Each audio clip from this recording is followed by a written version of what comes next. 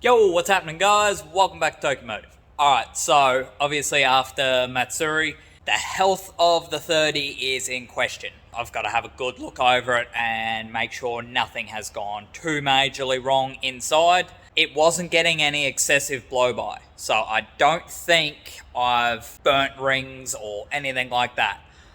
But it did have a weird little noise while cranking, so I'm not sure if I've potentially burnt or bent a valve. If I have other heads. I even have a ported head over off to the side on another motor that spun a bearing, so I could potentially new gasket, put that on, and away we go again, and then save for a trigger kit.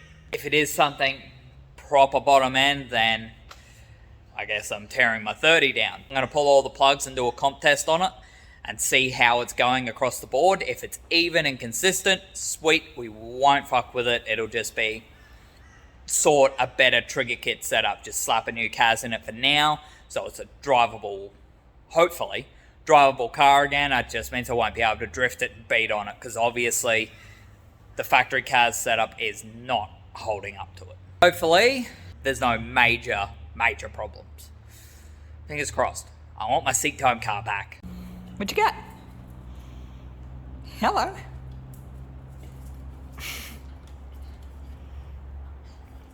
Way too many tires left over. Bye. Huh? Come here. Come here. Come here. Come here.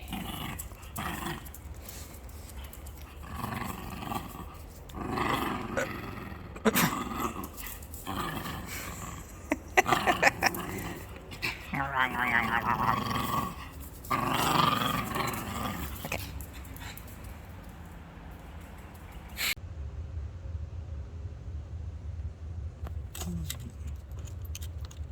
All of them seem to be sooted up and kind of wet, whether it's, I think it's just fuel, except for cylinder 3,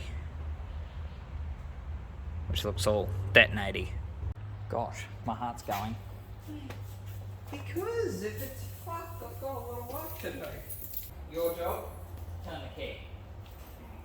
Keep cranking until I tell you to stop. Gosh, so 110. Okay. 110 on cylinder 2. Now for the cylinder with the weird looking plug. Start. 110. Alright, cylinder 6, go. Oh no. Oh no. 45 psi. Buck. Which means at least the head is coming off.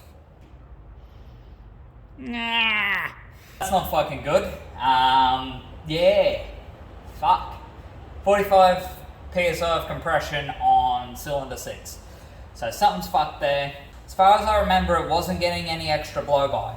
By rights, if that's the case and it's not getting extra blow-by, it's either head gasket, which I doubt because there's no mixing of fluids and that cylinder's not hydrolocked or anything, or cooked or bent a valve. So I'm going to do wet compression test.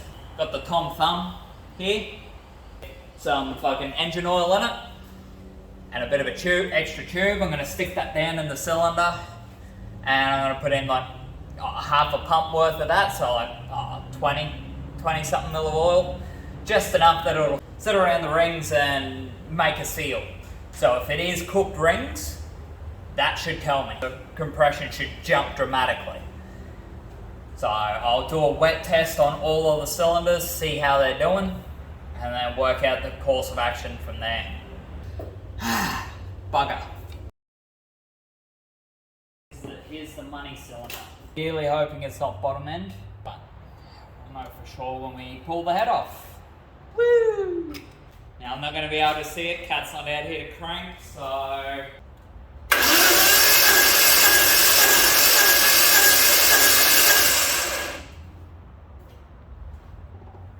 That is not much more. Alright, so we go up to 50 wet. May as well do it for all of them. I'll see as little difference as you can. I think that shows the rings aren't fucked. You ready for dinner? She's so calm today. You're a creep. Oh, I saw like I couldn't tell. So I'm gonna pull the head off. Find out, hopefully it is just a burnt or a bent valve. Like I haven't started to melt a piston or something stupid like that. Anyway, head's coming off, so seat time coming.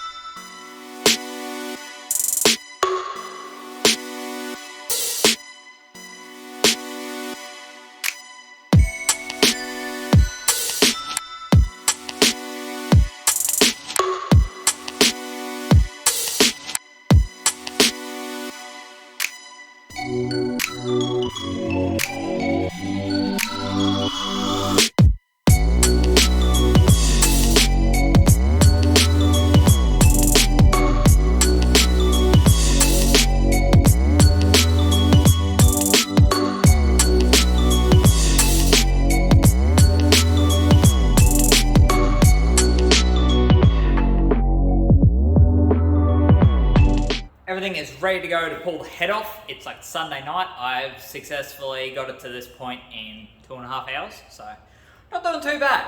Motivated by the anxiety of I don't know what other damage is on the inside. I'm gonna lift it out with the hot and the cold side on it, minus the turbo. I lift it out using the engine crane rather than breaking my back trying to lift it out of the engine bay myself. And I don't feel like pulling hot and the cold side off in the car. It's gonna be easier out of the car, so figure I'll just hook the lifting lugs up and lift it off. You would have noticed I spiraled around. That's the proper procedure to take that off. Basically, you reverse whatever you do to put it on. Walking down RB30 head studs, you start at one of the middle ones, bang, bang, bang, bang, bang, and you just spiral your way out. And then you keep doing that in stages. Just went half a turn, half a turn, half a turn, and spiraled all the way back out until they came loose. It would have probably only been about 2, maybe 3 full turns before the whole lot came loose. You don't torque down ARP head studs very far. They don't stretch like normal head bolts do. It's ready to go. It's kind of the moment of truth. I'm nervous. I'm really hoping that when I lift this head off, there's not something worse going on than valve damage. So here's hoping, because I want to get back out there. I want to do some fucking skids. Alright, I want to do proper, full event, start to finish skids. This is all on me. 45 degrees advanced ignition time. Woo! I wish I caught that earlier and this wouldn't be happening. But I didn't. Motherfucker.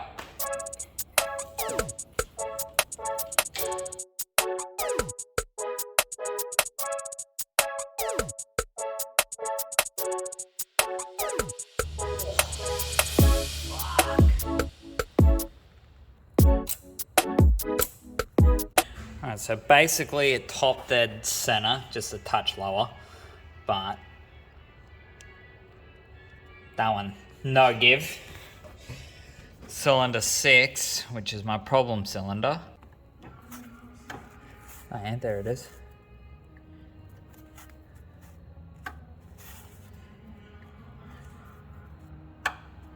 Problem cylinder, I've got the exhaust valve slammed shut. What I'm going to do is I'm going to pour some fuel in the exhaust port and see whether it leaks out around that valve. That will tell me if that valve is actually leaking. So I'm going to do that and we'll see if it leaks out the bottom. If it does, that means that valve's not seating properly. Which, just looking at it compared to the other valves, I'm going to say it is definitely not. There's no tension on that rocker. Well, that's the tone that'll do. Okay, that valve is definitely not sealing.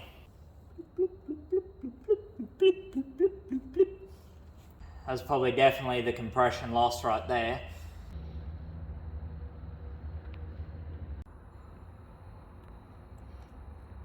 Alright, so I'll attach a picture here. This is my bottom end concerns.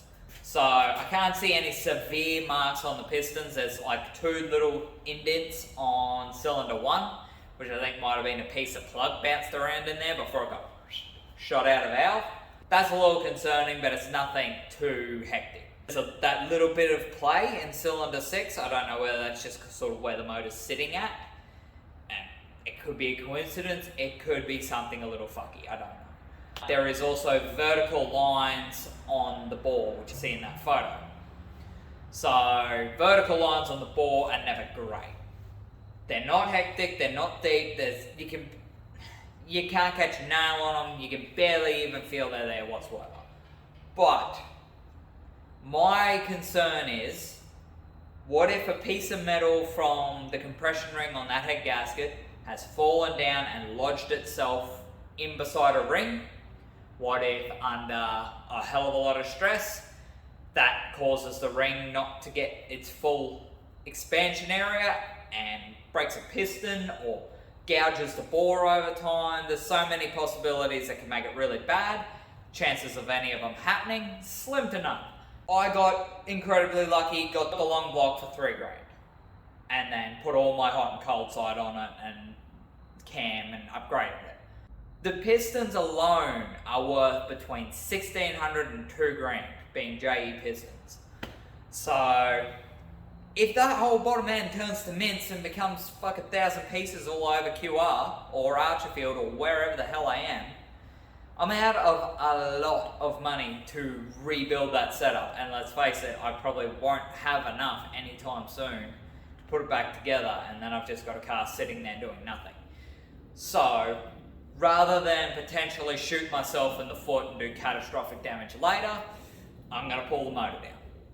Pull it out, pull it down to nothing, check over everything, like make sure there's no wear on the billet oil pump gears, make sure all the bearings are sweet, rings are sweet, everything is good, because 45 degrees of ignition timing at full tilt, full send, 17 pound is a fuckload of stress when it's enough to lift the head with ARP studs and blow out an MLSR gasket.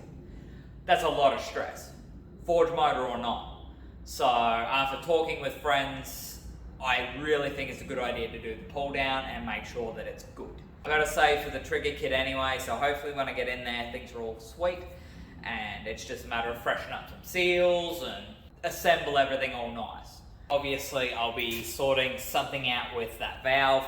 I've got a ported head over there on another motor. Hopefully if I pull that off and I check everything, it's fucking sweet, because it's already prepped for an MLS head gasket, so that'll be just a straight swap, and then I can put the heavy duty valve springs in while I'm going, and then that whole cam setup is perfect. Should be good, and I'll soak the lifters again to get them to stop that small clack they still have. Well, that's the plan anyway. I don't know what other stuff I'll do while I'm in there. I just want to make sure everything's all good and there's not going to be some silly failure that I just rushed things and didn't notice. Fuck, I'm rambling. Anyway, thank you for watching the video. If you're new to the channel, thank you for subscribing. Last video did quite well and I noticed a few people came to the channel. So if you're watching this one, welcome, thank you. And if you enjoyed this video, leave a like. Hopefully this one does a similar thing, because that'd be sweet. That felt nice. But anyways guys, not going to keep you for any longer. Thank you guys for watching, and I'll see you on the next one.